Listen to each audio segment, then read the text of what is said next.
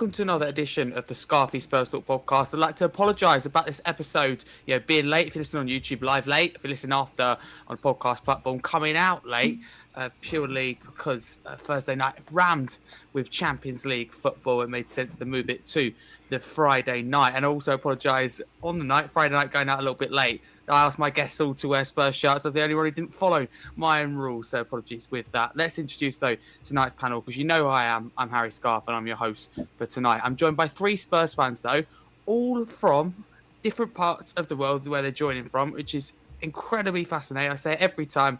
I love that you get Spurs fans from all around the world and their knowledge and contribution. So let's introduce them one by one. Firstly, Dustin, your debut on the podcast. How are you? And tell people where you're joining from. Hi everyone, my name's Dustin. I'm based in Singapore. It is 2 a.m. now, so Philip will. I think there are other fans you've had from Australia as well who have it even worse than I do. But yeah, there are frequently times we're watching it at 2 a.m., 3 a.m., 4 a.m. Finish the game, bring the kid to school. Oh, I love it. Dustin, thank you very much, firstly, for coming on at that time. I mean, you'd be lucky to find many people. I don't think if I could do it, to be honest with you. So full credit to you. I absolutely love it. You must love Tottenham Hotspur. So thank you for your commitment and coming on to my podcast. Philip, coming a channel regular now, which is fantastic to say, as well as a podcast regular. Where are you joining from? Remind people. Yeah, thanks, Harry, for having me on again. I'm joining from Frankfurt in Germany today. I'm originally from the UK, but I've lived in Germany for about 15 years now, and trying to grow the Spurs kind of local supporters clubs here in Germany. I'm on the board of the South German Lily Whites, the German Lily Whites, and we're getting more and more here on the ground as well. So it's always good. It's always good. Thanks. Great stuff. No worries. Thank you very much. I mean, I'm very glad that it's, certain German side in Bayern Munich beat Chelsea with Harry Kane with a brace. So that was fantastic. I'm sure you would have been pleased to see that one. But thank you, Philip, for joining us. And last but not least, Matt, thank you very much for coming on. How are you? And tell people where you're joining from. I'm good. Apologies for clearing my throat there. I am on the other side of the world there from Daniel. I'm in Lincoln, Nebraska, about as dead middle of the U.S. as you can get geographically. Sorry, Dustin. Didn't mean to. The name disappeared there, and I forgot for a second. So sorry, Dustin. It is currently 1:00 in the afternoon for me. So we've got all time zones covered on this pod, and I thought I had it bad when I got up at 6 a.m. to watch some games, but we got Dustin up here waking up at like 4. That's some lovely dedication there. Absolutely love it. Wow. We've got Singapore, we've got Germany, we've got USA, you've got me. Just from UK, nothing special. And well, something is special because it's not raining right now in England. So I'll tell you that is special on its own. It's actually quite nice as well. It feels like a summer's day, but it's meant to go cold over the weekend. But let's go back to football. Thank you all for joining me. If you're listening on a podcast platform, please drop us a follow and a 5-star review. Listen live on YouTube. I always say, please do contribute. If you can, like, subscribe as well. It does mean a lot. In today's podcast, we'll be reviewing that Villarreal win in Tottenham's return to the Champions League and also previewing Brighton back in the Premier League. So we'll start with the Villarreal game because that's our first win against a Spanish side since that 3-1 win against Real Madrid at Wembley in November 2017. So you may remember Dele Alli was playing for the club. He scored. That's how long ago it was. So an impressive stat for you there. And Tottenham marking the return to the Champions League with a victory. Doesn't matter how you get it, I'd argue. But let's get into it. And we'll go through the lineup first. People who didn't see it before the match.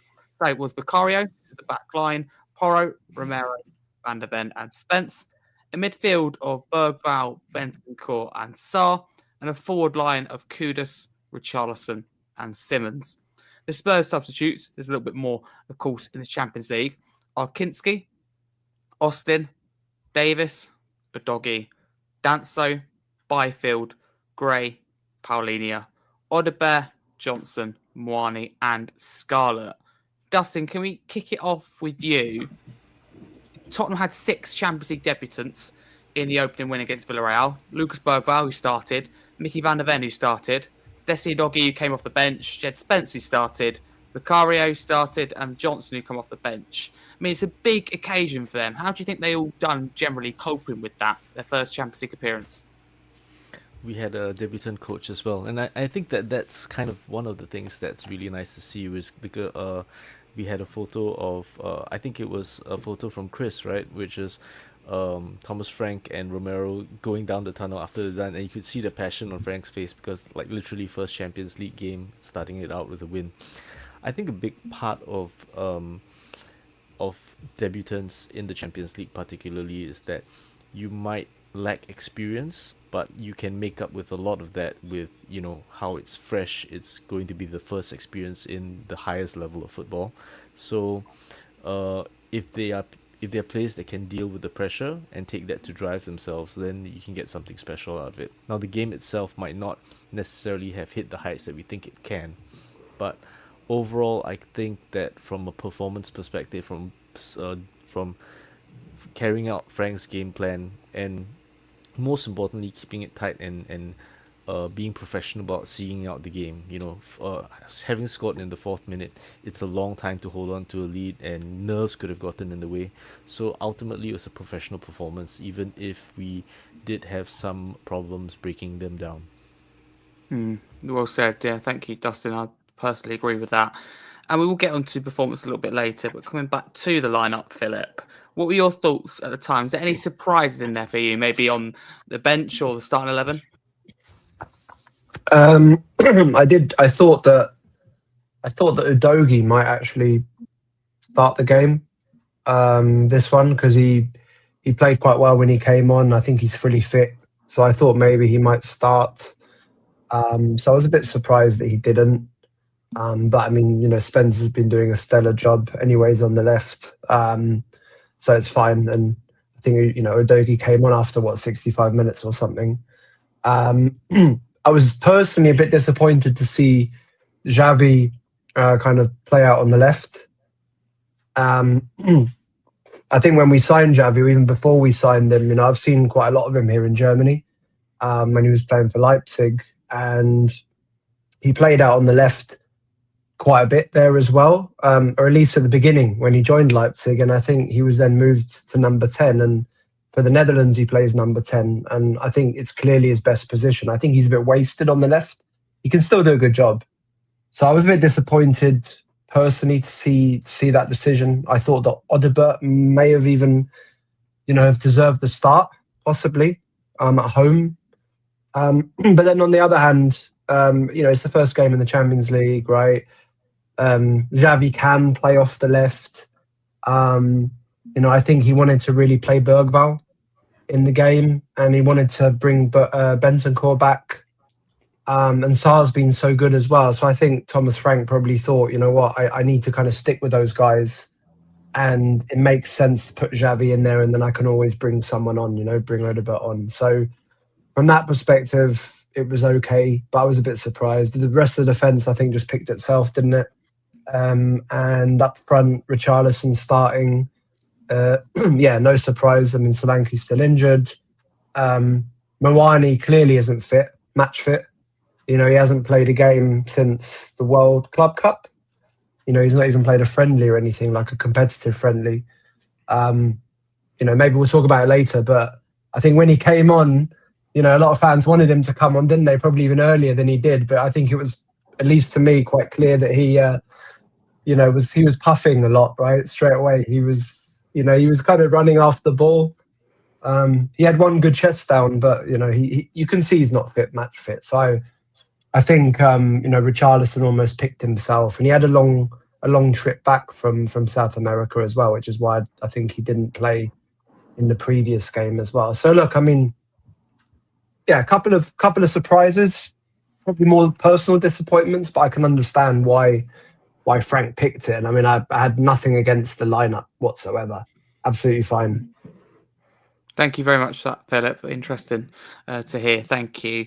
Matt, can I ask about Pedro Porro? Because some Spurs fans have, you know, expressed some kind of frustration that he's starting, you know, all these games, and we've got the likes of Spence who can play right back, and we can bring a doggy in, as Philip potentially mentioned there, at left back. Are you concerned that maybe Porro is either being overplayed or could be overplayed if we don't manage this properly? I would agree. I think that was not necessarily the standout thing. I think my standout thing was that Xavi started on the left wing, and at times it looked like he and Bergvall were trying to play the same position, same spots on the field. I feel like is kind of why it was stifling our, they were racing each other to the ball rather than backing each other up or giving each other opportunities to play through. But speaking of poor, yeah, I'm a little concerned it might come back to bite us. Here in a little, maybe Frank's thought was that it's recently off an international break, so there's a little bit of load let up there, and it was the first game in the Champions League, so maybe he wanted to get a result so that it's not like, oh, we didn't get a result, now you got to start building, even though it's group play. So it will be interesting to see once Udogie is fully fit, if he goes with Udogie and Spence and then gives Porro a game off or so. But I thought generally the lineup probably made itself, given who we have fit and what spots they fill, with only a couple of question marks. But yeah, I would like to see Porro get a little bit more breaks as the season goes on, because we're still dealing with the overplaying of players last year because of the massive injury crisis and a loaded schedule and whatnot. Hope we don't get anywhere near the same injuries. Hopefully none at all. Yeah. Matt, can I ask you about one more thing before we do move on from the lineup? Because Sure. we saw, Byfield and Scarlett, for example, on the bench. Is it good to see, this type of player on the bench? And do you think they get an opportunity? Like, got Doncaster coming up. Would that be a good opportunity? I'm thinking in particular Byfield here. Yeah, I'm not sure that putting them on in Champions League game. I mean, if it was maybe 3-0, 3-0 later in the game, you put them on, give them some on-field experience. But you're holding on in a game where you didn't actually put a ball in the net. It was the other team that scored upon themselves. I think you leave that for Doncaster, get some minutes in a game that's, not to insult Doncaster, but should be a very winnable game for Tottenham, even without our starting lineups in there. So I'm fine with not playing them, because it did seem like in the second half it resembled a lot of the second half of the Europa final, where we just hunkered down and sat there and let the defense do the talking. And I'm not sure you put them in that kind of situation. No, absolutely agree with that. I think that's very, very fair. Thank you, Matt. And I'm Dustin, just remembering the last time we had that many youth team players play in a European game. It was when we had no choice against Elfsborg, and they scored. But it's not Europa League, it's not Elfsborg, so probably not the best time to do that. No, very, very good point. That, and I'm going to come to you next, actually, Dustin, because in the 4th minute, Tottenham scored the only goal of the game. It's an own goal, actually, by their goalkeeper, Luis Junior. So, Dustin, do you see this goal as, inevitably a gift?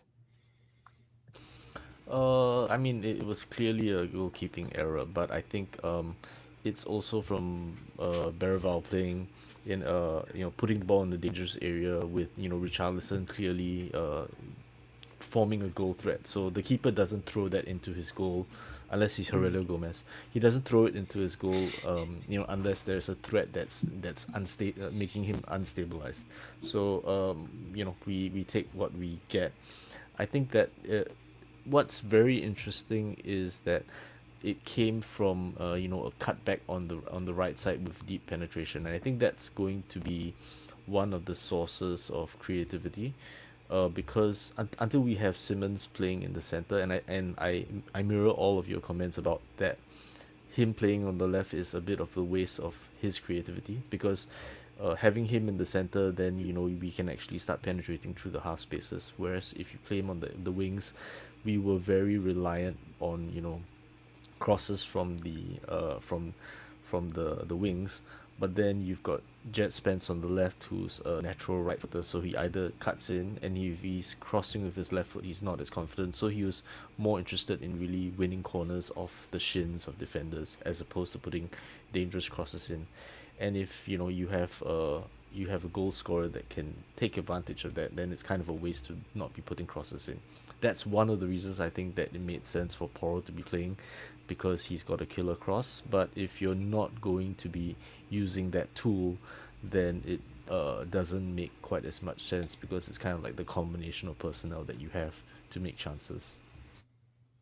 That's a really good shout, actually, Porro at right back. You forget, I think, sometimes what he does bring to the table in an attacking point of view. Dustin, really appreciate that little comment. That's much needed, and it makes you think about, as well, a little bit more about the team selection and why, because it's easy to get frustrated, players playing a lot, or maybe others aren't getting opportunities. In the case of Porro, we're all worried he's going to get injured more than we don't want him in the starting 11, but vital context there. Thank you.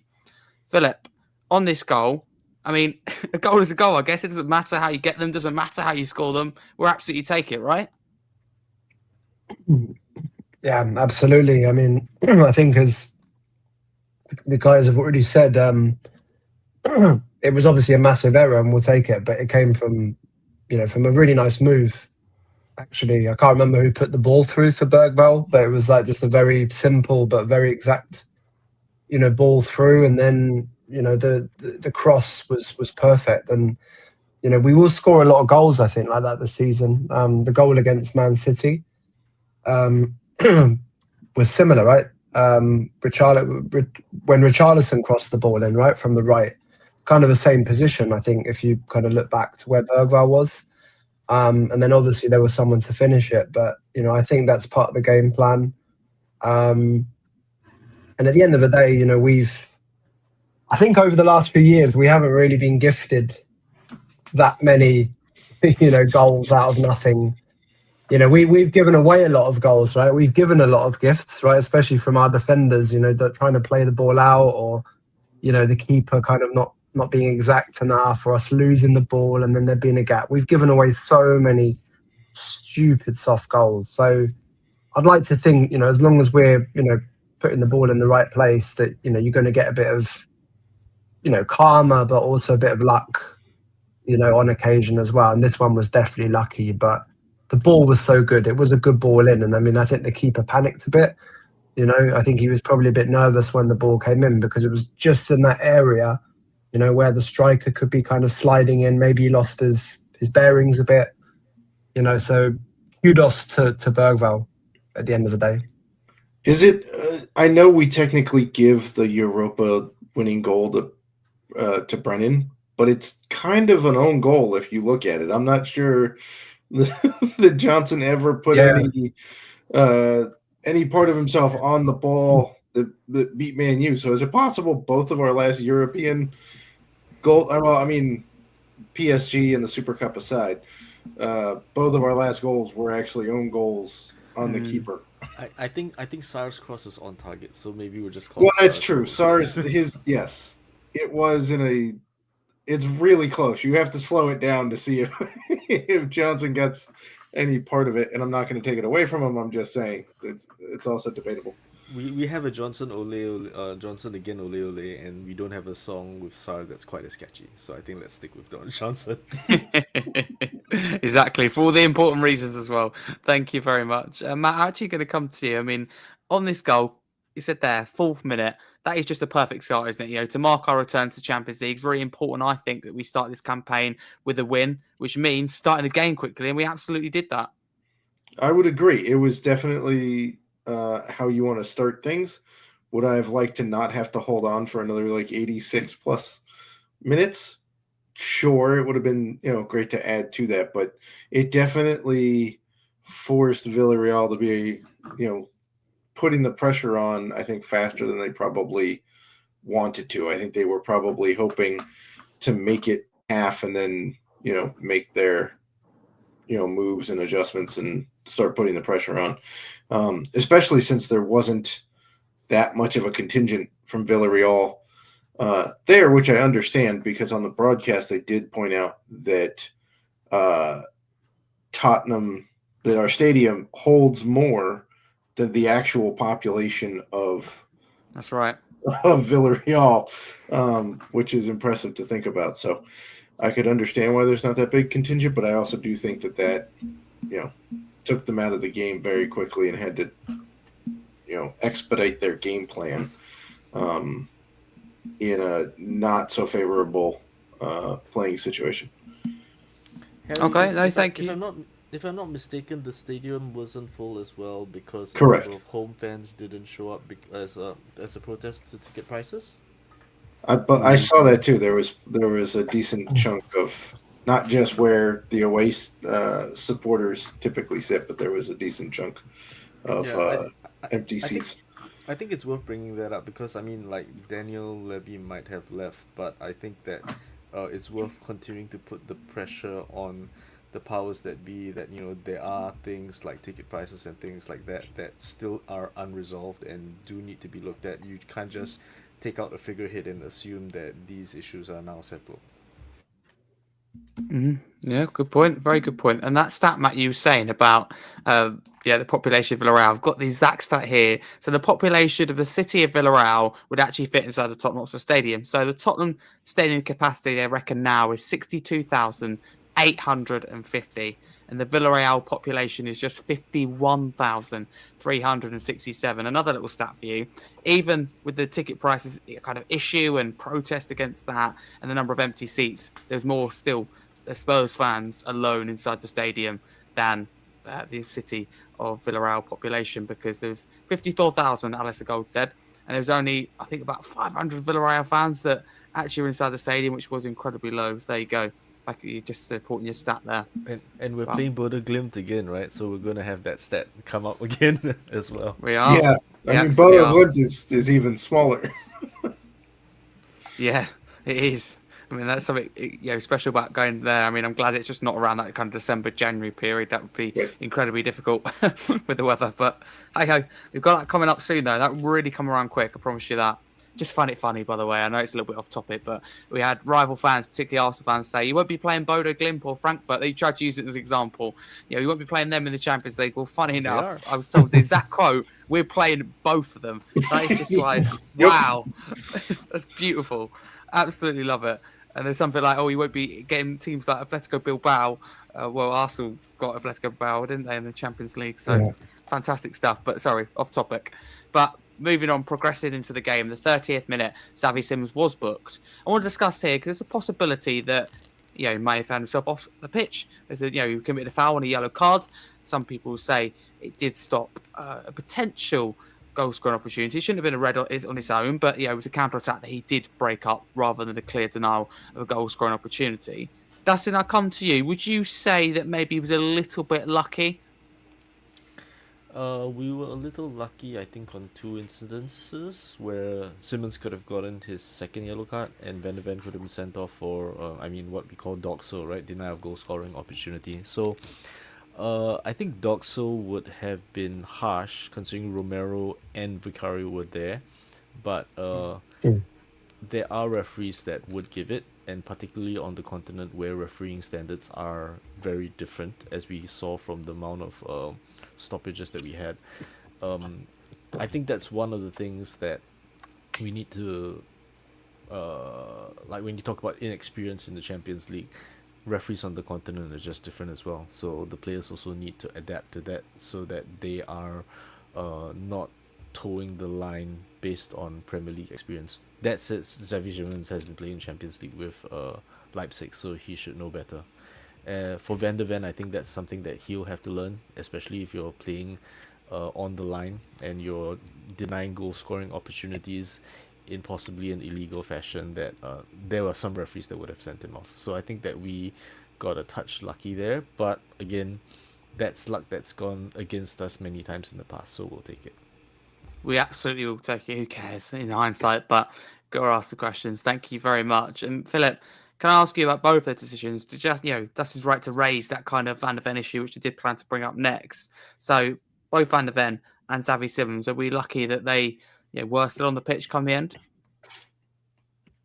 Yeah, I mean, Xavi, for me, I mean, it should have been a red card in the end, right? It should have got a second yellow. I mean, if you look at in real time and in the replay, it's a yellow card, and it's a clear yellow card as well, right? It's not even a final warning, right? Kind of challenge for me. Normally, I would say that he'd get the second booking. So very lucky on that. And as Dustin said, I mean, on Van der Ven, no, I don't.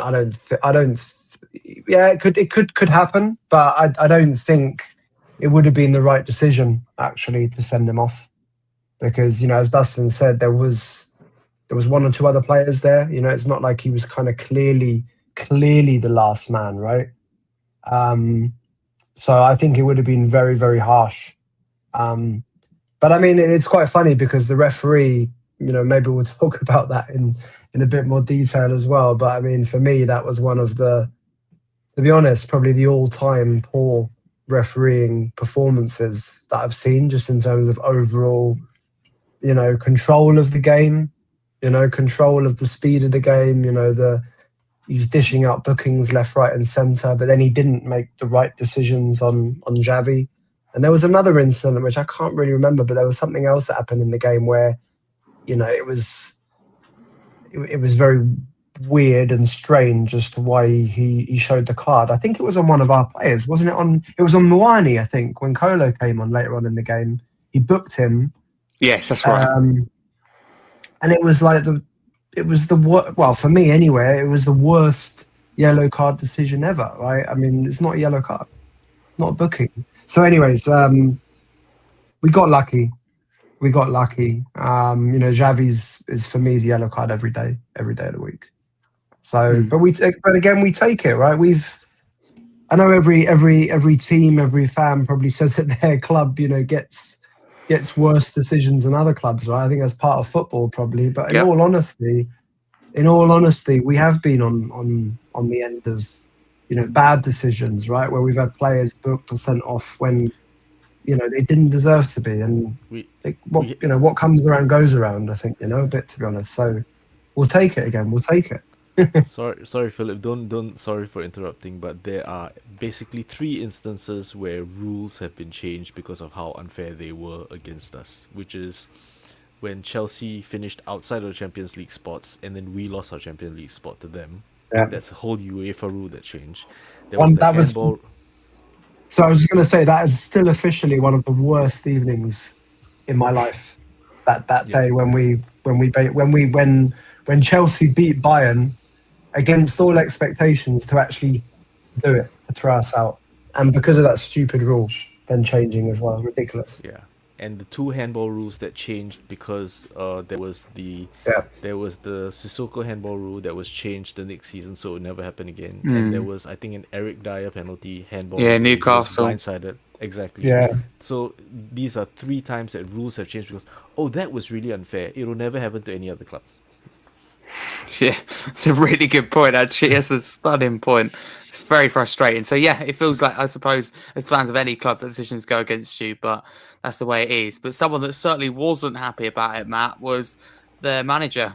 Believe it or not, Villarreal's manager. He actually claimed, he suggested Max fixing, and he said he was definitely, the referee said was in favour of Tottenham. He says, I strongly believe the referee was biased towards Tottenham. Those were his words. Matt, what do you make of that? Of course, that's not something you want to see. Referees, we all moan at them, but they do have a tough job at the end of the day. Yes, they do. The other team that I follow, being in the States, I follow 2 teams there in case one gets, Tottenham's top, and then Forest is an enjoyable watch, except for when they're calling out refs for biases in the tweet scene around the world. I think it's just a case of, I don't know if that guy was his first Champions League game, but he was terrible all the way around. I'm not sure. The only thing you can claim he was biased against was good reffing. I mean, sure, I could see why Villarreal was frustrated that nobody actually, wound up getting sent off. I could see that, but I mean, there were fouls all over the place that were not called, and then like the 5th one was the smallest of them, and they would be called. And so, I mean, I don't necessarily have it. The first Xavi yellow was a yellow. That yellow all day. Second one I could see being a send off. I think we saw it in the weekend before in Premier League. Somebody got 2 yellows for a similar thing. They had a sliding tackle in the first half. They got him a yellow, and then they got like 3 more chances to stop fouling somebody, and they didn't take it. So they got a yellow and got sent off. I could see that being the case. But I just think it was a bad day at the office for the ref. Clearly, we're a little biased here, but I would say that I think he's just biased against good reffing, or was not used to the speed and physicality of what the game was going to be. I found it funny that he made that accusation, but he was not even close to the most angry Spanish coach in this match day. Oh, that's true. Yeah. Very true, Simone. That's true. That was great. Lost himself in the crowd. I mean, right. Also, why are you going to give it to the Liverpool fan to say, "Hey, I got this guy sent up"? Like, why are you going to give him the? Yeah, that was terrible from Simeone. That was terrible. Not how you react. Dustin, would you like to read out that stat you've just posted in the private chat about the referee? It's really interesting. The stat that I posted in the private chat. Oh, I think Philip. Philip posted it. I posted it. Oh, Philip. Sorry, Philip. It didn't say the name. Sorry, apologies. What stat did you put, Philip? When we were kind of just saying that it looked like it was his first game in the Champions League, the ref. And it was actually, so he's called Rade Obranovic, and he's actually done 20. I don't know. He's done more than 20 games in the Champions League. Put it that way, over the last couple of years. So he's certainly what league? He's certainly experienced. What league does he normally ref in? I'm guessing from his name, he sounds Serbian. Or Slovenian, yeah, is it okay? Yeah. So he's probably they take them from the home leagues, don't they? So that's probably the answer, isn't it? If he's used to the Slovenian First Division or Slovenian Premier League, with the greatest respect to the Slovenian Premier League, it's nowhere near the level. I know the Croatian, Serbian, and kind of Slovenian leagues quite well. And the Croatian league is pretty weak compared, but it's probably about 10 times stronger than the Slovenian league. So, I would say probably it's a bit of a challenge. But they wouldn't keep picking him, though, would they, at the end of the day? I mean, I think... this was a bad day. Yeah, I think he had a bad day at the office, right? Because he's obviously shown over 25 games or whatever it is, right, that he's, obviously good enough to ref at the highest level. I think he's reffed World Cup qualifiers as well. So, to get to that level, then you have to go through training. You have to show yourself regularly, right? So, he just had a bad day. Maybe the occasion got to him. I don't know. Who knows? But no, thank you for that stat nonetheless. Right, 33rd minute then, Richarlison was booked, and half time it was Tottenham 1, Villarreal 0. I'm not going to ask your thoughts on the first half because it was very much similar to the second. 69th minute then, first Spurs substitutions. On came Paulinho and on came Udogie. Off came Sarr and off came Jed Spence, so double change. And we also saw another double change for Tottenham in the 77th minute because off firstly comes Simmons and off come Richarlison. Replacing them was Johnson and Moani. I want to talk about Xavi Simmons firstly. Shiny new signing, and there's a lot of conversation, as always, about him. Matt, I'll come to you. What were your thoughts on his performance? Because I looked at him and thought, I haven't really seen too much from you, but it's early days, isn't it, really? Yeah, I agree. It was a little less than what I would have liked to have seen, but then again, you could say that about just about the entire team, as we had trouble breaking them down as a whole unit. But I'll go back to what I said earlier. It looked like he was a little unsure of his role and where exactly, his place. I know he started at left wing, but it seemed like he was drifting more to the 10 spot as Bettinger was playing further back, and it seemed like Bergvall and Xavi were kind of playing in the same real estate. So I think it's just kind of some old habits are hard to break type thing. And we'll have to see what Frank does with that, if he keeps playing him on the left wing, or if he kind of moves him more towards the middle. But I think it was kind of an okay performance, but not hugely special or spectacular. Yeah, fair enough. I think that'd be very fair to say. Thank you. Philip, can I ask about Kyle Mwani? I mean, we know obviously not up to the fitness standard yet, but what were your thoughts on him? And do you think he'll be a good signing as the season kind of progresses? Absolutely. I think when we signed him, it all went quite quick, didn't it, with him in the end? And when we signed him, to be fair, I think there was a bit of underwhelm from a lot of Spurs fans about him. I was defending him quite a lot because I had the pleasure of watching him here in Frankfurt for a whole season, where I went to most of the home games, actually, including in Europe as well. And he was absolutely amazing. And he's continued it in Italy, to be fair, right? When he went to Juventus from Paris, right? He's done really well there. And I think everyone expected him to go back there, but there's a story behind that as well. But he's going to be a really, really good signing for us. He's got pace, power. Once he's fully fit, he's got the ability to take the ball and kind of almost steamroller past players, a bit like how Gareth Bale used to do for us when he was at his peak. That's how good Mwani is in terms of getting past players.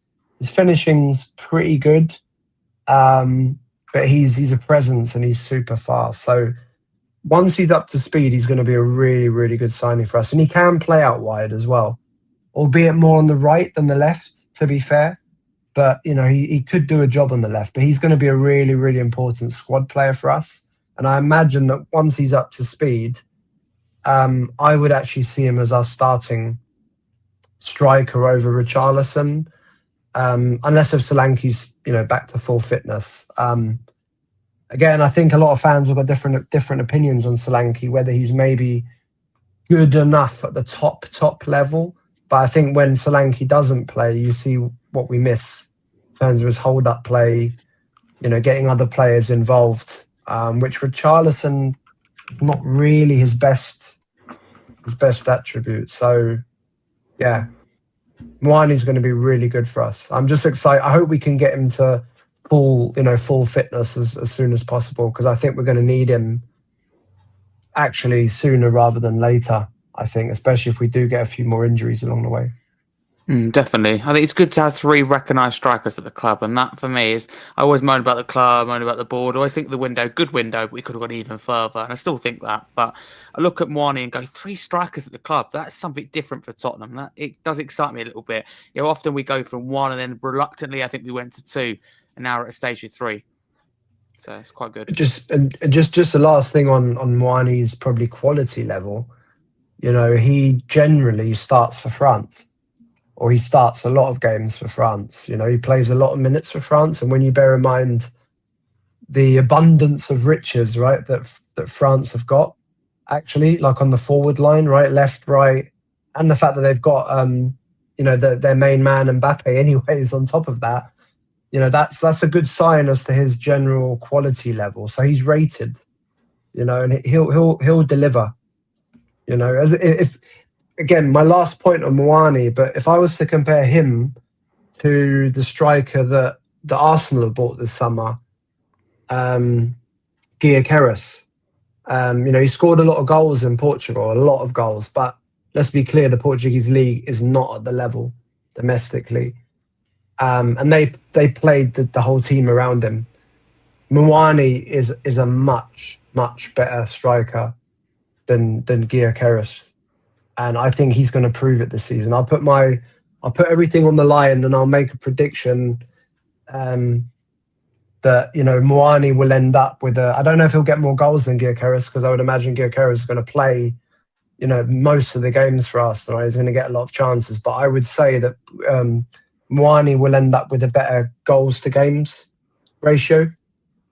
I think the amount of goals per game, if you work it out as a stat, I think Mwani will have a higher one than Gyökeres in the end, in terms of minutes played. It's a bold prediction. He'll certainly have a less cringe celebration. Very true. Well, Very, I mean, very the fact that Arsenal fans are tallying how many times Gyökeres touches his hair compared to touches on the ball kind of tells you where they are with him right now. Indeed, slightly concerning. But Matt, I will come to you.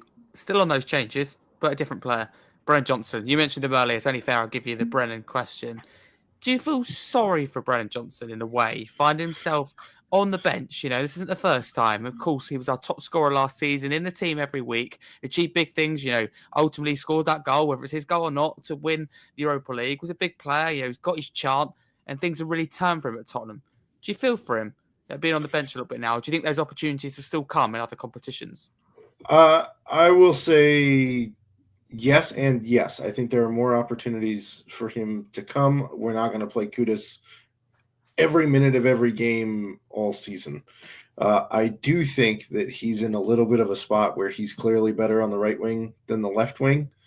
He does not have the 1v1 beating capability that Kudus does. Kudus is miles better than Brennan Johnson, despite the fact that I love Brennan from his time at Forest, and he was the co-leader in goals, I think, with Solanke last year.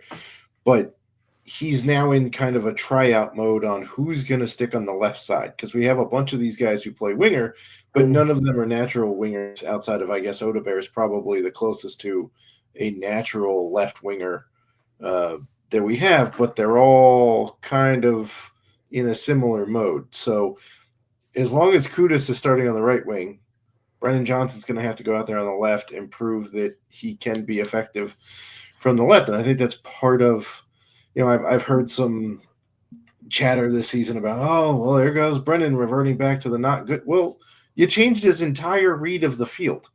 Like, he didn't just switch sides. The ball comes a different way. He's reading what's happening, a completely different angle.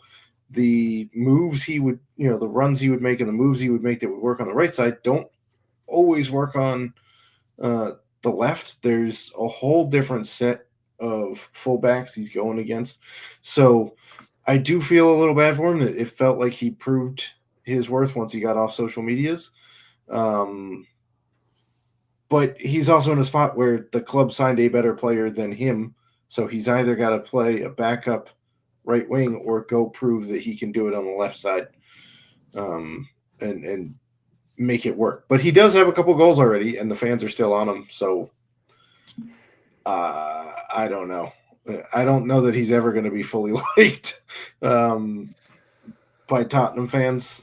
Maybe it's the $50 million price tag that he came with, but that's not his fault. That's what the team agreed to pay for him. So that's kind of my stance there. I think it's tough for goal scorers, especially goal scorers that, fans have the perception that all they do is score goals, but goals win you the games.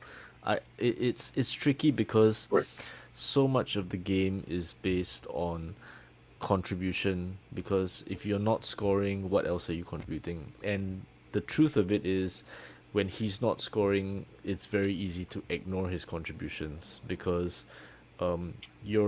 even if you're making a good run that no one passes to you, we can see the run, but not every fan is going to see that and give him credit for making those runs. And I think fans in the stadium might see that more, where they see how Brennan Johnson is always ready to make a run once we recover possession. I think many fans that have watched him in the stadium have gone, actually, like, part of the reason why he's always in the right place at the right time is that when Spurs win the ball, he's on his bike and getting into position. But on the flip side, it means when we lose possession, he's the bringer out of possession. That means Pedro Porro is getting overloaded, and everyone's like, where's Brennan Johnson covering his man? Well, he would have been scoring the goal if we had kept possession, but we didn't. So it's one of those things where you can't see, if the game state changes and we lose possession, you don't get to see the good he could have done, because he's making his position there, and you're just seeing he was not covering his man. Well, he was trying to score. Right. There's also a bunch of those crosses over the last year or so where he sent them in, but nobody inexplicably has been in the box to be on the end of them. So you're just like, oh, he's just passing it up. Well, that's not his fault. That's the other 2 or 3 people who should be making the run. trying to get on the end of it. So, he's one of those players where he's going to get either a lot of positive or a lot of negative talk because people view the game and his contributions in two polar opposite ways. Very well said. I agree with both of you actually on that. I think you make some really good points. I think the criticism of Johnson is harsh, but unfortunately I can't see that changing. I agree, Matt, with your in particular point about the price tag. Unfortunately, that's used against him. Goodness knows why, but I think that is the case.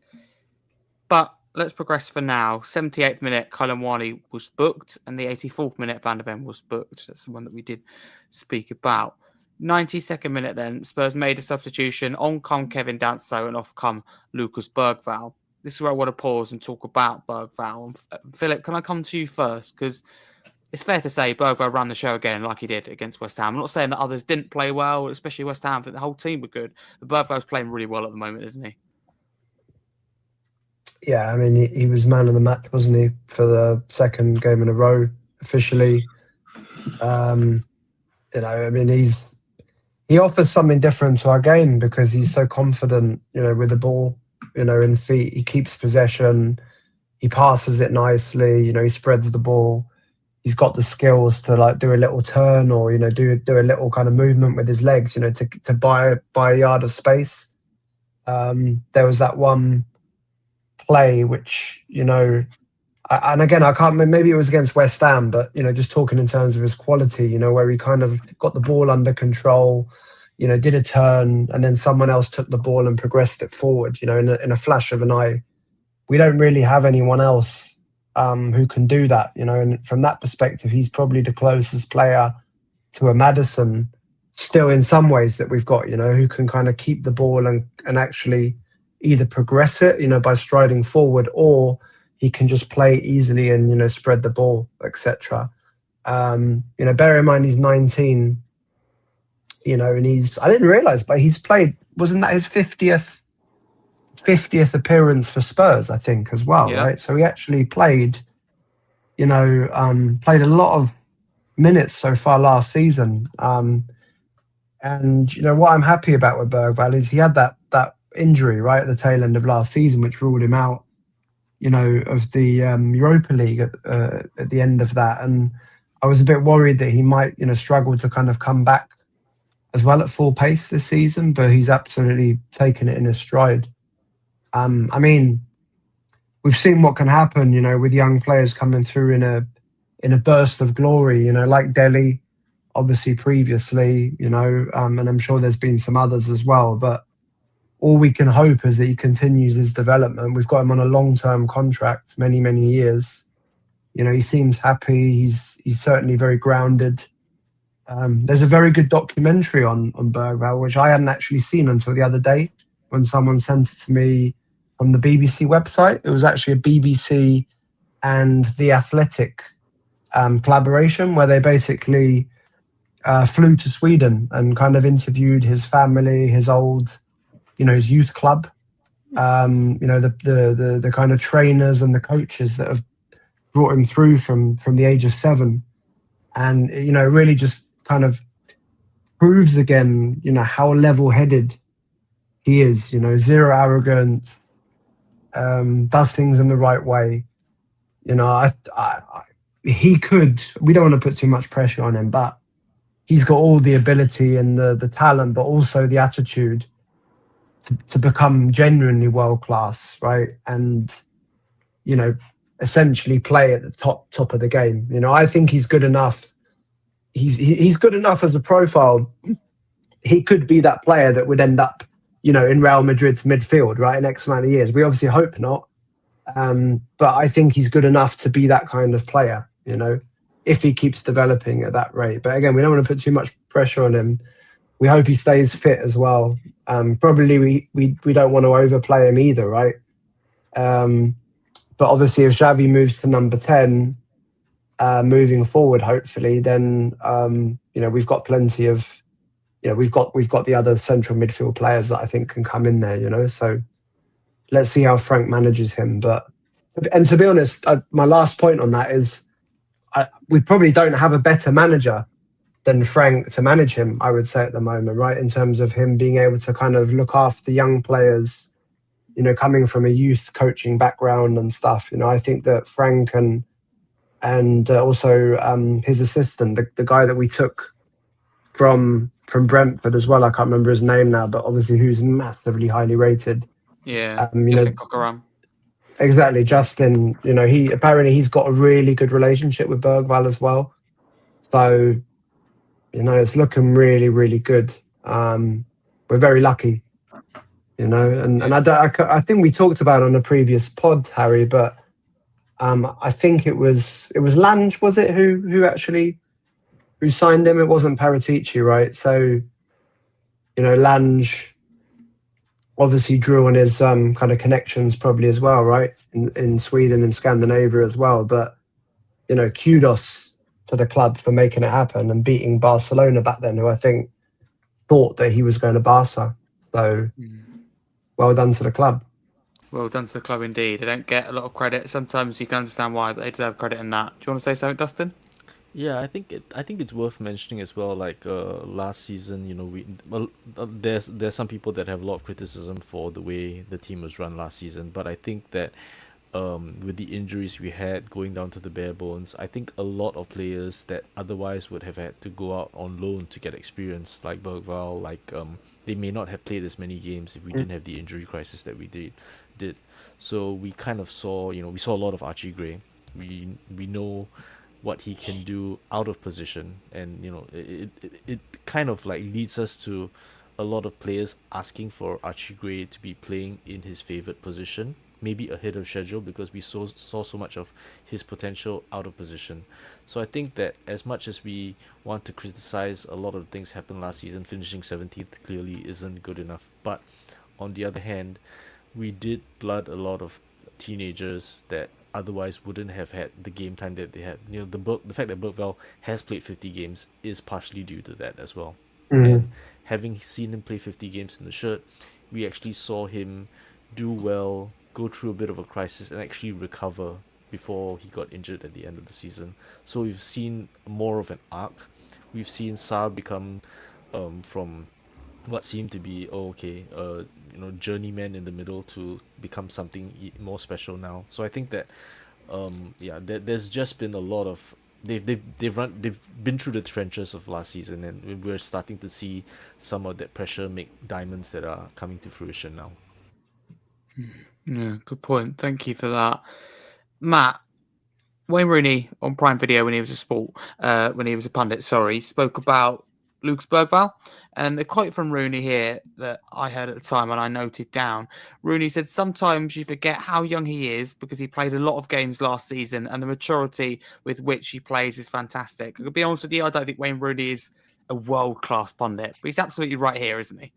Yeah, I think he knows from once he speaks, right? Like, he was the young, superstar that then kind of fell off a little bit and then had to, work his way, back up, kind of like what we saw with Bergvall last year, where he kind of hit the slumps and we were all going, what's wrong with Bergvall? Was it? No, the guy's 19. Like, let's let him sort some stuff out. But he has, I think, perhaps the most confidence of any midfielder we have, including, Kulusevski when he played there and was healthy, including Madison when he was healthy.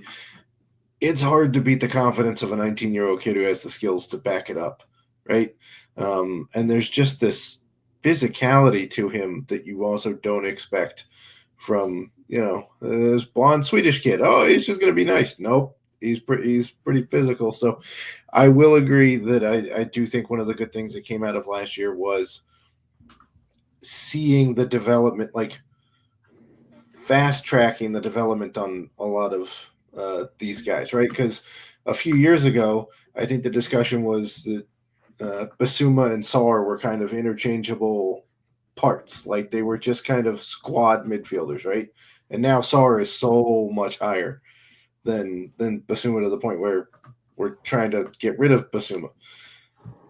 Like, I don't think that happens without the injury crisis. Same thing with Bergvall, and I also have Bergvall on the back of my kit here because I was that high on him when we got him and he started playing last year. That's who I got. But I would agree. It's hard to, they keep saying he's 19 and you're like, he's not at least 22.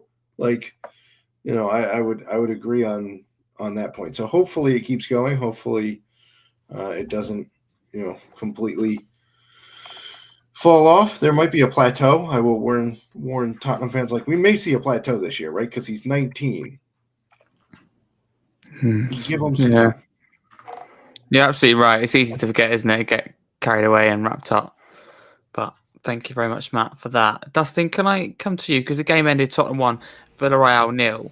How important was it in your eyes that we did start that campaign off with a win? It didn't really matter, did it? What it looked like, it's just in terms of getting 3 points on the board, mainly for confidence. Yeah, it's 100%. It's important to start with a win, especially for all the opposition fans that said, "Yeah, the Europa League was easy. That's why you won it." So, it's good to start off with a win, even if it's not the most convincing one. I think the main thing really is a bunch of players getting their first Champions League minutes. Back to the Bergvall point actually, and leaning into this, it's kind of like we got him early. We got him from Barcelona. Like, the difficulty with young players like that who could be generational is, will they be generational at your club? Will they stay long enough? And I think that getting them the taste of winning a trophy early on without having to wait 10 years like Son did, the fact that he's been here 1-2 seasons and he's already got a trophy, it at least buys us time with a player of that caliber. And starting Champions League with a win, being in our shirt the first time they hear the champions, that means something to these players. So I think that it's hay that we have to make and make sure that they get to see more results for their decisions to stay with Spurs, and making sure that we put ourselves in a position to get them signing longer contracts, get them show that we have ambition, which is why change of ownership is an opportunity for us to make sure that we are no longer the wimp of the big six that gets gazumped on in transfer windows, that doesn't go for players, that doesn't take things seriously in transfer market. We have a trophy now, Wara Trophy. That's the whole point. Now we have an opportunity to change the momentum of the club and not just be an also-ran of the big six, but to actually compete for players and retain the ones that we have that can make things go well, rather than them running out their contracts so that they can go to a bigger club. Okay, thank you very much. And before we continue with the rest of the Villarreal review and then eventually do move on to Brighton very soon, Matt, I'm aware you have to jump. Thank you so much for coming on. Where can people find you on social media? Main spot is on Twitter or X, whatever you want to call it. My handle's right there, at the Selzman, TheSelzman. That's the main spot on the socials that you can find me. Lovely stuff. Have a great evening. Thanks. Or rest of the day. Rest of the day for you. Man. Enjoy. Thanks. Great being on with you guys. Great to have you. Thank you very much. Let's progress. Thank you very much, Matt. So I'll come to you, Philip. What are your thoughts on the performance? Because of course the result was the most important, but we can't ignore the performance, right? You know, because let's say you don't play well in games, and eventually you're not going to get the results. So look at Liverpool in the Premier League. I think they're playing okay, but it's just okay. I always think eventually it's going to catch up with them. Having said that, I think the best teams, including the champions, they always find a way. So of course there's two sides to it, but generally, what was your thoughts on our performance? Because some are a little bit worried. Yeah, I can understand why people would be a bit frustrated, maybe, from the attacking sense, especially playing at home against, a team who started the season quite well. I think they're fourth in the league, in Spain, but I think still kind of fans expect, home game, regardless of who the manager is, right, that will kind of control the game a bit, and actually play confidently, offensively, right, attacking football, which we didn't in this game. And, I know there's been a few stats, also kind of bandied around, about the amount of shots we've had in the last 3 or 4 games, about the XG, about these kind of things. I think there's a couple of different points around this. Frank's come out and kind of acknowledged it, right? And he's basically been quite open and said, look, my number one to do and goal when I came in only 2 months ago was literally to sort the defense out and make us hard to beat. Going from a team who conceded all those goals last season, we had the highest XG against, I think, in the Premier League last season, apart from the bottom team. So we were the second worst highest XG expected goals against us in the league last season. And obviously we know all the reasons for that. We don't need to talk about that. But when Frank came in, he said that was his number one point. And I think it is difficult when you only got a limited amount of time with the team. And we've only had 5 or 6, competitive games so far under Frank, for him to kind of address the whole team. And we've seen flashes of good attacking play in a lot of the games. We've seen good kind of breaks as well, counter-attacks. But, I have to admit as well, I would have hoped for a bit more, maybe in terms of like the progression coming forwards, keeping the ball. I felt that the last game, like against Villarreal now, it was a weird game. We never seemed to be able to keep the ball somehow, whenever we got the ball in defence, we kind of played it forward. Either it was a long ball, Richarlison couldn't hold it up, we lost the ball straight away, or we passed it into the wide players, they passed it back, then we lost the ball. We found it very difficult to keep possession. And I think that, Frank is going to need a bit of time, to kind of get the balance right between making sure that defence is standing where it should be, including the wing backs, Porro and Spence or Dogi, who last season, frankly, were caught out of position a lot, under the old system. And that's where there was a lot of gaps. And I think that he's going to just have to find the right balance there. And once he does that, I think the midfield will also be closer. There won't be as big gaps. There was massive gaps between the defence and the midfield.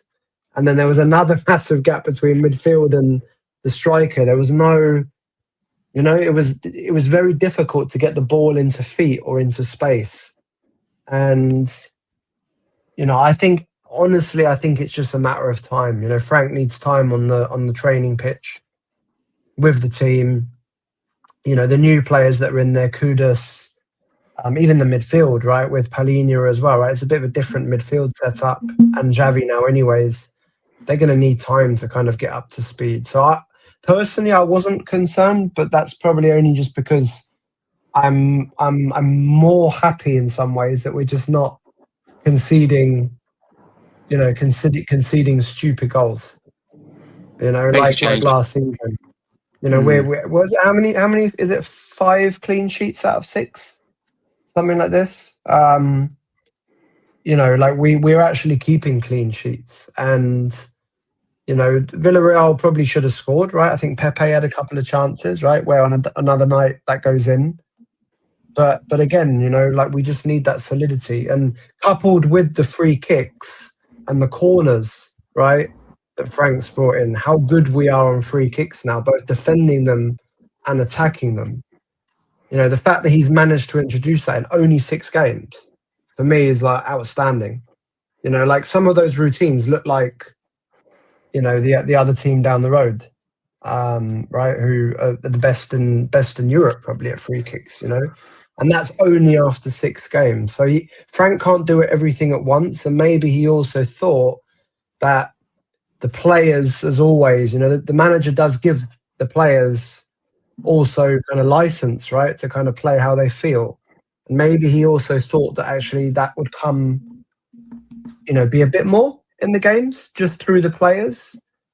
But he's obviously realised that this week, because he was very open, wasn't he? He said this week all we're doing pretty much is working on attacking moves, on strategy and progression. So he's acknowledged it, and him, Justin, and the other coaches, they'll be working on that. So I can understand, going back to the beginning, I can understand why a lot of fans might be disappointed with that and might have concerns about that. But we're only 6 games in, and we've got Xavi to introduce into the team properly. So I think there's a lot to come. So I'm not concerned about it.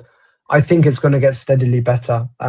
Okay, if in 10 to 15 games, let's say, so probably by November, by middle of November, realistically. So let's say 2 months. If we're still struggling in games, to kind of build enough attacking moves, then, I might have a bit of concern around it. But again, if we're keeping clean sheets and kind of winning more games than we're losing, as I said, then is it that much of a problem? I don't know. But then we're Spurs, aren't we? And we like watching good football.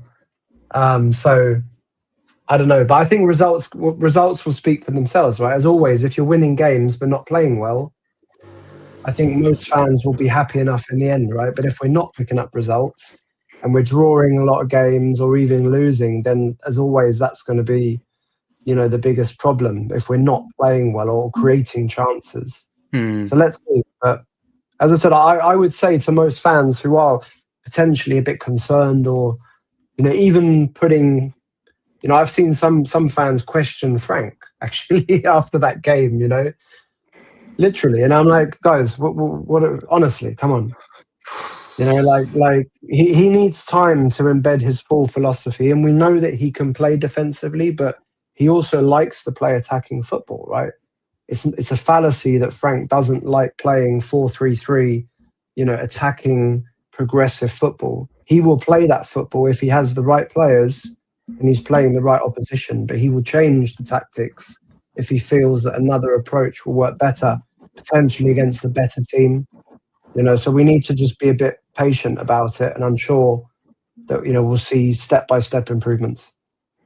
Hopefully so. No, you said a lot there, but some really interesting stuff. Thank you, Philip. Appreciate that. I agree. I think overall, with your full analysis and everything, incredible, isn't it? That people even suggesting that Frank's done something, drastically wrong. Because as far as I'm concerned, what was it, 4 out of 5 clean sheets, or as you said, 5 out of 6, something like that. It's insane. It's very, very good for a team that shipped so many goals and gun-ho football. And I'm really grateful to everything that we achieved under Ange. But we were as open as anything, knife through butter. Or now, you're literally, our butter lid's not opening, if you want to use that term. It's absolutely not, because we are defensively secure and we're a hard team to beat. And I believe deep down that the best teams will have off days, quite often actually, but they get the job done. Look at Liverpool. You can look at it 2 ways, and you can look at it and go, I'm sorry to use them as an example, but I think they are probably the best example at the moment. You can look at it and go, eventually that result will catch up on them because they're not putting in the performances. We all know every single game that Liverpool played in every competition, they've left it late within the last kind of 8 minutes in every game to score. I think it's incredible considering they played 5, 6, 7 games across all competitions. You can look at it and go, eventually you're going to start drawing games and maybe even lose games. Or you can look at it like, also look at it, and they've got, Isak, who's just come in. He's only going to get better and better. New signings, I'm thinking, in particular, Florian Wirtz, but also STK, Liverpool's 2 new fullbacks. The more games they play, they're going to understand their teammates more, be used to Slot's kind of way of playing. So I look at it now and think, surely, logic tells you Liverpool's performances are only going to get better. So that makes me look at it at the start of the year when things haven't gelled and go, wow, they're in an amazing position. This is probably the worst they're going to be all season. So there's 2 ways of looking at it, but I really appreciate that insight, Philip. It's interesting. Dustin. Sorry, can I just make a really quick just point moving on for that? There is one other thing as well, though, that I think is maybe impacting our play a bit from an attacking perspective. And, maybe it's just because I like to have left-footed players on the left and right-footed players on the right. This kind of feeling of balance. I might be alone on this, but personally, I think Spence has been doing an amazing job on the left, right? He's very difficult to get past one-on-one. Absolute respect to Spence, like one of our top performers. But when you pair him on the left and then you have another winger in front of him, whether it was Xavi like in this last game, or you've got 2 right foot, or even Johnson on the left end, right? You've got 2 right-footed players on the left flank, and they tend to cut inside. And for me, when you just watch the game, how it looks, I'm not talking the tactics even, but how when you watch a game and you just say your eyes aren't deceiving you, like you're just looking how the team looks, how the game is. It looks unbalanced to me, right? It doesn't look sometimes like there is, if you've got the right-footed players on the right, going on the outside where possible, long ball down, like Bergvall did with that cross, that came in from the right, like Richarlison did when we scored against City. We don't have that on the left, not like that. And I personally think that is a bit of an issue, because I think that stops us being fluid enough in attacking situations, right? So I think that's something personally that we need to look at. And personally, I also think that when Udogi's fully match fit, I would like him to start the majority of games, I think, and to give Porro a break by actually giving Spence time on the right. He's not really played that much on the right, but Spence has obviously got all the attributes, right? So, as we know. So that's just a couple of cents from my side. When I watch the games, I feel that there's something missing there, right? I especially resonate with that when we have an attacker in, let's say, the left half space, and there should be someone overlapping there, because it's either overlapping because they will be free, or the defender has to cover the overlapper, and that gives space for the attacker to then curl one into the top right hand corner. And right now, because we've got two right footers there, even if the overlapper comes, the defender is happy to let the overlapper have the ball, because they'll be crossing with their weak foot, and it's most likely, at worst, they'll concede a corner, right? Versus Udogi coming in, and his cutback with his left foot is going to be more accurate than Spence. Plays reasonably well, but it's still not his stronger foot. Not everyone is as two-footed as Son. So as long as you've got a weak foot player, and the angles that you have are different when you're not playing with your dominant foot as well. So even with centre backs, that's also an issue, where if you have a left-footed centre back, the angles that he has to cross the ball are much wider across his passing range, versus a right-footed left centre back, which is then, he has to rotate his body in an unnatural way to get an equivalently wide passing range. And then once he starts moving his hips in that way, everyone knows what he's trying to do already. So it's just a question of the right-footed player in the right position doesn't give away as much information to opponents with how they shift their hips to give themselves the passing option with their dominant foot. And that's where having a natural footedness matters. I think that's why Pep is obsessed with getting a left-footed player in certain positions as well. Even if they're centre-backs, right?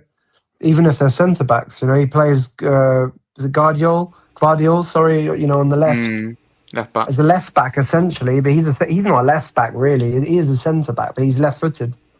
And he's still got enough drive coming forward and, kind of crossing and stuff.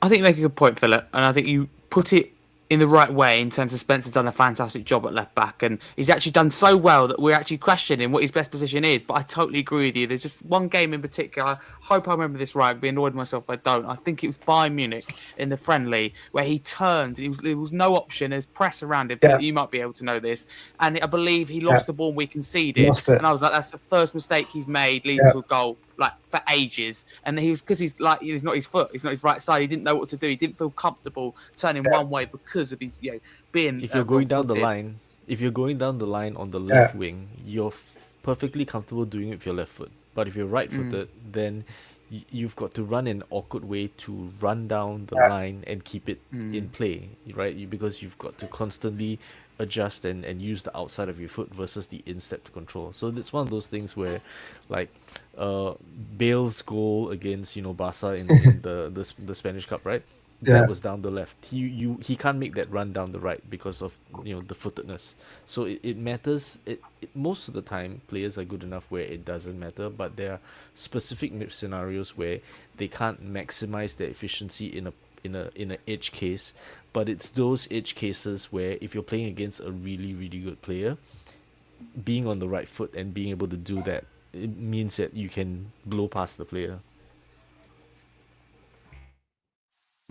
No, good points. Thank you very much. Appreciate that. Let's go on to man of the match then before Brighton. That's a very interesting discussion about right-sided, left-sided. So do get involved if you're listening. But man of the match, I'll start with you, Philip, before we do move on to Brian. I think I know who it might be, but it's tough in this sense that we kept a clean sheet. So technically the defence deserve a bit of praise. Yeah, they do. I mean, my man of the match is the same as the official man of the match. I mean, I thought Bergvall was the outstanding player on the puck. I thought that was the right decision and deserved for him to get the man of the match. Right, he was all over the pitch. You know, he had some very good moments progressing the ball. He was very good one-on-one. On the 50-50s in challenges. Someone mentioned here in the chat before how his physicality actually, and that's easy to forget. And I think if you see him live as well, actually, in the stadium, you'll actually see as well how big he is, how tall he is. He is a presence actually, and that's something just adds to his game. So yeah, he was deserved man of the match. But I think you're right, Harry. Like the defense deserve credit as well. Romero. Well, to be honest, Romero and Mickey were both excellent. Again, I don't think they really did anything wrong in the game. Some of the long balls were great as always. The progression from Romero, Porro, I think started the game not that well in my opinion. But he still came up with some good diagonals. Good balls across. We forget the diagonals sometimes, don't we, as well, from him, where he just spreads it, pings those balls straight to the other side of the pitch, which are outstanding. But I mean, look, they were good enough. We kept a clean sheet, right? So they all deserve credit for that. But even the other midfielders, Sarr, I thought put in a good shift. Richie, I thought was actually a bit average. Although I thought that he was kind of almost, a bit. I felt a bit sorry for him because of those gaps between, the forward line and midfield. Right, there was miles away. He got a lot of long balls. They had two players on him. He had a bit of a selfless task, really. So I felt a bit sorry for him, but he didn't really have, a massive impact on the game. And I think he was a bit frustrated, afterwards as well. But kudos. Yeah, look, we didn't have any people in that game any players who kind of pulled stinkers, right? Who didn't play well per se, right? I think everyone played pretty well, and I mean, we didn't have that many moments of magic kind of thing in the game. We didn't create a lot of grade A chances, right? Where you'd say, well, we should have scored there. But it was a solid performance, and that probably. When you average it out, that makes sense with the result in the end, right? Clean sheet and a win, but deserved for Bergvall. And I think it even just going to the keeper Vicario. Did he have any good saves to make? Genuinely good saves? I don't think so. No, don't think so. He had a couple of saves where it went into his arms, pretty much, right? But he didn't make any world class or have to make any world class saves. So again, I thought a solid performance overall. Thank you, Philip. Who do you side on the man of the match in the end? Bergvall. I agree with the official. You went Bergvall, yeah. 100%. I agree with that. Dustin, is it Bergvall for you or someone else? For me, it's probably between Bergvall and Romero, and I think that it's partially because Romero kind of sets the tone in terms of what he does in the defense, and a lot of the times it's not just the John Terry kind of blocks, because John Terry is so far out of position he needs to make heroic blocks, whereas Romero kind of snuffs out the threat before it becomes that drastic. And it's kind of I think what's most interesting is that he is our captain, our centre back, and with Madison out, also our most creative passer. Because the amount of times that he is actually the person carrying to the midfield and making the through balls, and I think the only weakness we have right now is that because we don't have Madison, we don't have Xavi in the right position to be the person receiving the ball on the turn. We have players that receive the ball but they can't turn with it, and then they just pass it back where it came from. So if anything, Romero has not been able to show how fantastic his through balls are, frankly, because he hasn't had the personnel that have been able to receive it in space, turn and make a bigger threat of it. And I think that once we get Kudus, Simmons and other players, and once Kulusevski comes back, for example, we will then start to see a lot more of our threat down the middle and in the half spaces, because right now all our threats are wide. But then if we play wide, we only have cutbacks. But if they pack the box, we only have crosses. And Yeah. if they have crosses, we must play with Richarlison. So it's kind of like there's so many in the interdependencies where if we are limited in how we create, we are then also limited in the personnel that we must use in order to be productive with that creativity. So I think that right now the linchpin is Romero in the absence of Xavi playing in his natural position and in the absence of Madison. I think that once our creative midfield players start coming back, then we will have more. We'll see a lot more of the creativity that we are concerned about now. Bergval, I would say, is the only player that, other than Xavi, that can receive in those spaces and turn, but obviously couldn't do it in this game because he was out of position. So what I'm looking forward to is seeing Romero's through balls with a mix of like two midfielders that are creative and then that can turn with it. Imagine seeing Madison, Xavi, and Kulusevski receiving these balls in midfield from Romero and being able to create with that with Kudus on the wings. That's the dream. Lovely stuff. Thank you. I'm going to try and do the Brighton preview in 5 minutes. Let's try and whiz through it so we can all go and my dinner won't be cold. So let's try a little challenge. So, Philip, we'll start with you. It's a big challenge for you, as we said before. How do you feel going into Brighton? It's going to be a tough game. I'm right. I mean, Brighton, started the season quite well, I'd say, overall. Going away to Brighton's always going to be a bit of a difficult game. The way that Brighton like to play football as well, keep possession, but kind of mix it up a bit as well. Well, I'd like to feel that I'm confident that we can get a result there. I would like us to, as I said, start with Udogie for Brighton and maybe give Porro a rest actually and just move Spence over there. Although I think he will start Porro, if I'm being honest. I'd like to see Xavi play number 10 against Brighton. I think it's important personally that he's available in the middle of the park to get the ball, and keep the ball and distribute the ball.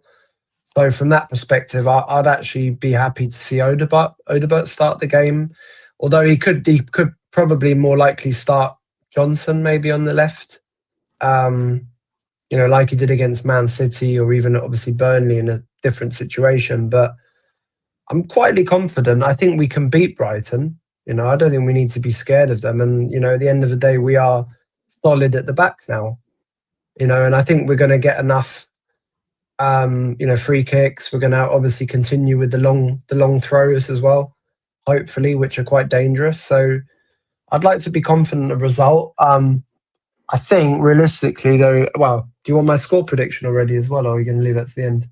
Save it to the end. Okay. I'm confident of the result, but I'll give it to you at the end. Yeah, it'll literally be a couple of minutes. So no, thank you, Philip. Dustin, before we get on to, I've got a question in the YouTube chat, then score predictions. I want to ask you though, firstly, are Tottenham favourites going into this?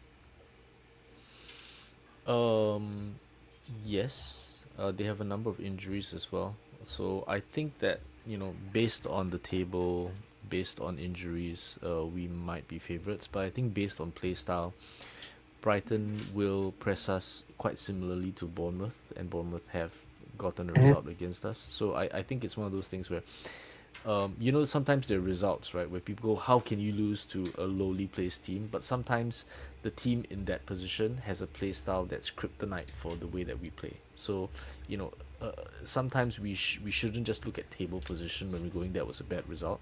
A lot of the times there are teams that just have a certain playstyle or have a manager that's worked out how to beat our specific playstyle.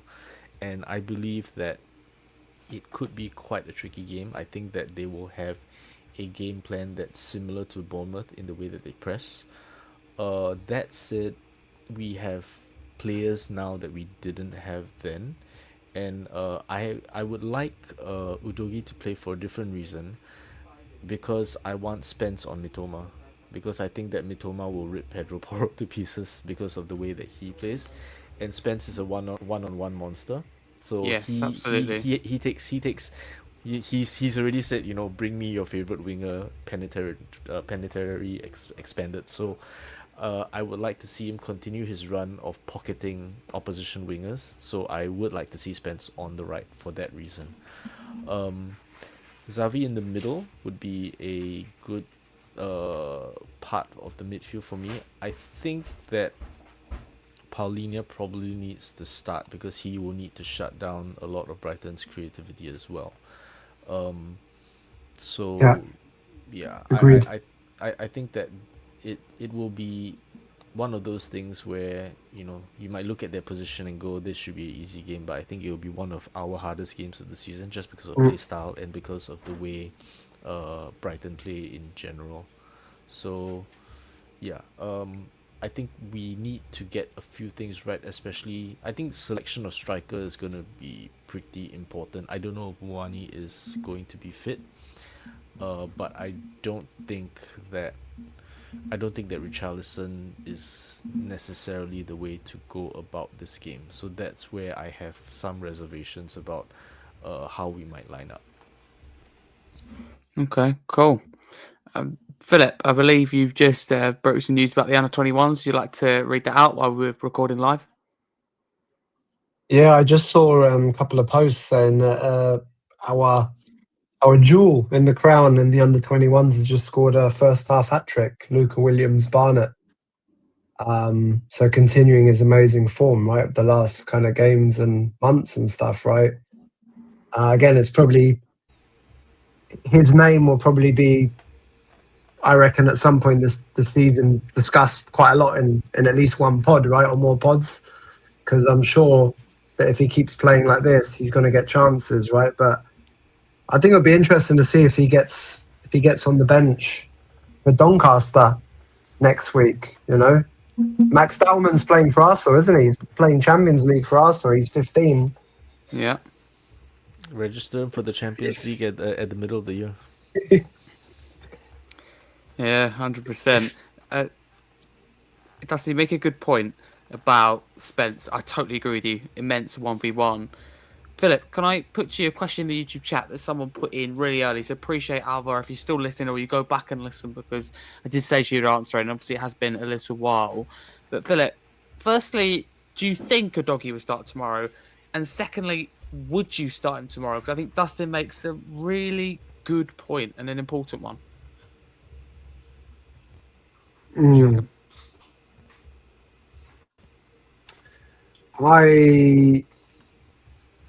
I've got a feeling. I think that Udogi will start tomorrow. I've got a feeling that he's going to start him tomorrow. I think he's going to give. But as to whether that means that Spence plays on the right and replaces Porro for this game, I don't know. If it was my decision, I would play Udogi on the left and I'd play Spence on the right tomorrow, and bench Porro. Maybe Porro can come on second half if needed. But yeah, I mean, Spence is so strong one-on-one anyways. I think for the game tomorrow, I think we need like Udogi's like marauding down the left and his quick balls down the left as well, because I think we will, if assuming Paulinho starts as well, and how we generally kind of play with Frank kind of away from home as well, I can see us, trying to soak up a bit of pressure and then trying to hit them on the break. And I think we need Udogi's pace, but also his balls down the left tomorrow. But who knows? I don't know. Frank has kind of stuck. He's kind of given Spence a big run of games, whilst Udogi's been coming back from fitness, and maybe it's just one more game, that Spence gets to start there. But I think we need. Personally, I think we really need Udogi playing on the left if he's fit. So for me, if he's fit to play, and they think he's match fit, I think he should be starting tomorrow. And I think he will actually start. So that's my prediction. Alva, thank you for your question in the YouTube chat about a doggy starting, and thank you, Philip, for answering that. Hopefully that's the answer, kind of conversation you're looking for. I tell you what, Dustin, can I come to you? I've just had a thought. Do you think Papa Matasal could be really important in this game? I look at Brighton and look at James Milner. No disrespect in particular, but he's not getting any younger. Could that energy and kind of pace in midfield be very key? Because we win that midfield battle, like with any other game, you have a really big chance of winning the game. Yeah, I think this is one of those games where you want legs and someone with an engine in midfield, as opposed to Brighton aren't going to sit back and put 10 men behind the ball. So, you would play a very different team if you were playing against a low block team, but Brighton are not that. So you do want legs to be able to cover the grass. Another thing to note as well is that I think Hinshelwood is injured and Kuiper might be as well. So they are going to be playing, players that aren't in their first team on the left side, which means that we could potentially have Kudus running riot there. So I think it would be useful to have Sar as a late box crasher, which is what he's good at as well. So you would have Kudus running riot on the right, making opportunities and cutbacks for any midfielders who are box crashing, and Sar is one of the best at that. And then maybe on the far post you might have Udogi doing that as well. I would maybe play Bentancur as well because of his strength in the air, because if we're going to get lots of corners, Romero, Bentancur are probably the best in the air as well. That's an interesting shout. It's a bit different shout, but good point.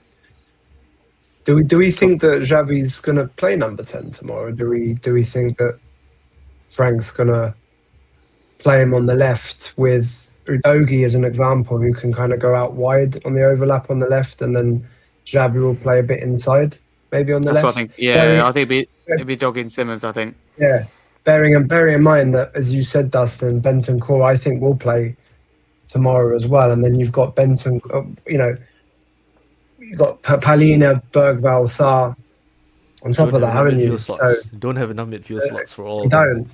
We need them all to play, don't we? Really, but like, I think what that's good why headache to have though.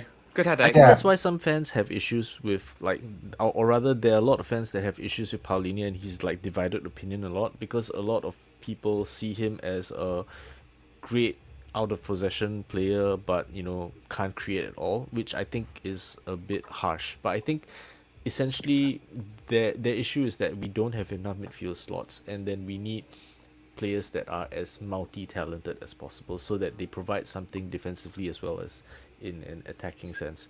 And Sar is one of the players that does that. Bentancur does that at different levels, right? And then for Paulinho, it's it's like an RPG where you've set defense to maximum, and then passing ability and offensive threat is maybe not as high. So I think that that's where some fans have an issue with the Paulinho signing, just because they're like, oh yeah, he's great out of possession, but then when we need to create opportunities, then they treat him as a dead loss or a waste of a space. Broadly speaking, I think what will probably happen is that we will see players start in a position, but they won't end the game in that position. We might see Xavi start on the left, and then based on how play develops, he may rotate into the center and rotate with another player, depending on how he decides to pull the strings. We might see a substitution that will change that up. I think that Frank also will be curious to see how Xavi does, and he's been blooding him in the left wing position, which is a less high pressure place to lose the ball, so that he can prepare him for a game where he can see if he can live up to the pressure that the Premier League has, where you really have very little time on the ball. All new players in the league always comment about how little time they have on the ball, and I think that's part of the reason Frank hasn't put him there yet, because he doesn't want to drop him there and he gets clattered within the first seconds of touching the ball. Yeah, we don't want that. We don't want that at all. Thank you very much. Let's end then with score predictions. Philip, start with you. Can I just get only your score prediction and your scorers, please? I think it's going to be a tough game. we could win. We could win tomorrow, but I'm actually going to predict a draw tomorrow. And I'm going to go. I think there's going to be some goals though in the game. I don't think we're going to keep a clean sheet tomorrow. I'm actually going to predict I'm going to go with 2-2 tomorrow. I'm going to go with 2-2. Nice. Who's going to score for both teams then? I think we're going to score one goal from a free kick or a corner. And since he had one unfairly disallowed and he's always present, I'm going to go with a Romero with one of the goals. Yeah. And I'm going to go with a...